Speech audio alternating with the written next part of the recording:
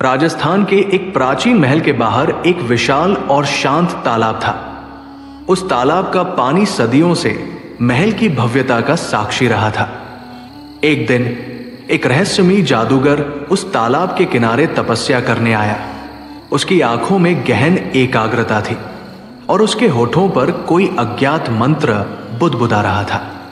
उसने अपनी आंखें बंद की और अपनी पूरी शक्ति लगाकर एक शक्तिशाली मंत्र का जाप किया।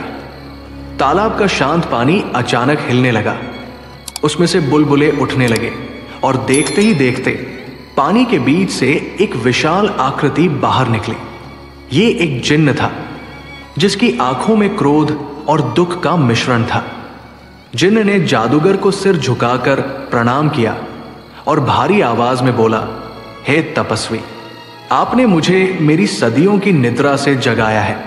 बताइए, आपकी क्या इच्छा है? जादूगर ने जिन्न से कहा, हे जिन्न, मैं तुम्हारे दुख का कारण जानना चाहता हूं। तुम्हारी आंखों में इतना दुख क्यों है?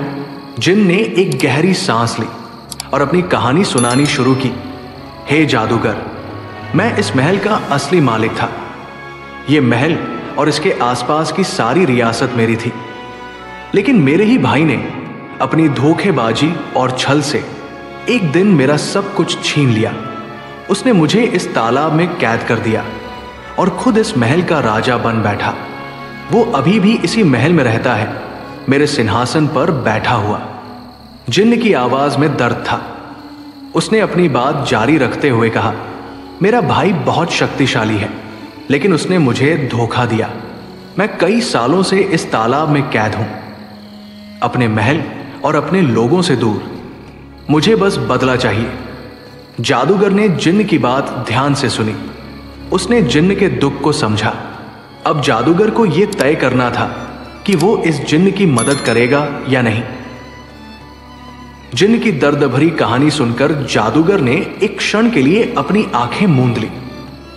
उसने सोचा कि क्या यह सही होगा कि वो एक जिन्न की मदद करे जिसने शायद अतीत में बुराई भी की हो, लेकिन जिन्न की आंखों में दिख रहा दर्द सच्चा था। जादूगर ने फैसला किया कि न्याय की जीत होनी चाहिए। हे जिन्न, जादूगर ने अपनी गंभीर आवाज में कहा, मैं तुम्हारी सहायता करूंगा, लेकिन तुम्हें वचन देना होगा कि जब तुम्हारा महल तुम्हें वापस मिल जाएगा तो तुम अपनी शक्तियों का उपयोग केवल अच्छे के लिए करोगे और किसी को भी नुकसान नहीं पहुंचाओगे। जिन्न ने तुरंत सिर हिलाया, मैं वचन देता हूं, हे तपस्वी, मैं अपनी शक्ति का उपयोग केवल न्याय और अपने लोगों की भलाई के लिए करूंगा। मैं कभी भी किसी निर्दोष को कष्ट नहीं पहुंचाऊंगा। जादूगर ने एक मुस्कान दी और अपनी आंखें बंद कर ली। उसने एक और शक्तिशाली मंत्र का जाप किया।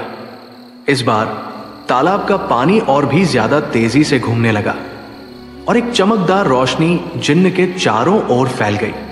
जिन्न का शरीर धीरे धीरे पारदर्शी होने लगा और फिर वो एक धुएं के गुबार में बदल गया जो सीधे महल की दिशा में उड़ गया। इधर महल में जिन्न का धोखेबाज भाई राजा अपने दरबारियों के साथ हंसी मजाक कर रहा था। अचानक एक तेज हवा का झोंका आया और महल के सभी दरवाजे और खिड़कियां तेजी से खुल गई। दीपक बुझ गए और दरबार में अंधेरा छा गया। तभी धुएं का वही गुबार दरबार के बीच में आया और धीरे धीरे एक विशाल क्रोधित जिन्न में बदल गया। राजा और उसके दरबारी डर से कांपने लगे। जिन्न की दहाड़ से महल की दीवारें हिल गई। हे धोखेबाज, तुमने मेरा महल, मेरा सिंहासन और मेरे लोगों को मुझसे छीन लिया। आज मैं तुम्हें तुम्हारे कर्मों का फल दूंगा। राजा ने डरकर अपनी तलवार निकालने की कोशिश की, लेकिन जिन्न ने उसे एक ही झटके में दूर फेंक दिया। जिन्न ने अपनी शक्तियों का उपयोग किया और महल के सभी धोखेबाज दरबारी पत्थरों में बदल गए। राजा घुटनों के बल गिर पड़ा। भय से उसका शरीर कांप रहा था। जिन्न ने राजा को उठाया और उसे सीधे जादूगर के पास तालाब के किनारे ले आया। हे तपस्वी, जिन्न ने कहा, यह वही है जिसने मेरा सब कुछ छीना। जादूगर ने राजा की ओर देखा जो अब पूरी तरह से भयभीत था। तुम्हें अपने कर्मों का फल भुगतना होगा, जादूगर ने कहा। उसने एक और मंत्र बुदबुदाया और राजा का शरीर धीरे धीरे एक छोटे से मेंढक में बदल गया, जिसे जादूगर ने तालाब में छोड़ दिया। जिन्न ने जादूगर को धन्यवाद दिया। आपने मेरा मान सम्मान और मेरा महल मुझे वापस दिलाया है। मैं आपका हमेशा आभारी रहूंगा। जिन्न वापस महल में गया और अपने लोगों को अपनी वापसी की घोषणा के लोगों ने खुशी से उसका स्वागत किया। जिन्न ने अपने वचन का पालन किया और उसने न्याय और अपने लोगों की भलाई के लिए शासन किया। महल में फिर से खुशियां लौट आई और तालाब का पानी फिर से शांति से चमकने लगा, जो एक जादूगर और एक जिन्न की न्याय की कहानी का साक्षी था। कैसी लगी आपको यह कहानी?